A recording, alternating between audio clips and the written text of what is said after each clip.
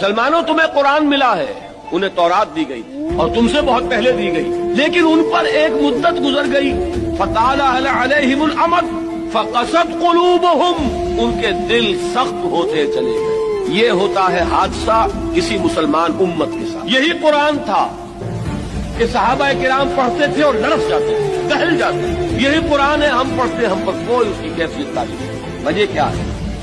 ہمارے دل سخت ہے، اور سختی کا یہ عالم ہے۔ سورہ بقرہ کے شروع میں اہل کتاب سے، یہود سے خطاب کر کے کہا گیا ہے ثم قست قلوبکم فہی کالحجارۃ او اشد قسوۃ، پھر تمہارے دل سخت ہو گئے اور وہ پتھروں جتنے سخت ہیں بلکہ ان سے بھی زیادہ سخت۔ فإن من الحجارۃ لما يتفجر منه الانہار، چٹانیں تو وہ بھی ہیں جو پھٹ جاتی ہیں، ان میں سے پانی نکل آتا ہے، پتھر وہ بھی ہیں جو گر پڑتے ہیں اللہ کے خوف سے۔ لیکن یہ کہ جب انسان کا دل پتھر ہوتا ہے تو کوئی شے اس کی سختی کا مقابلہ نہیں کرتی۔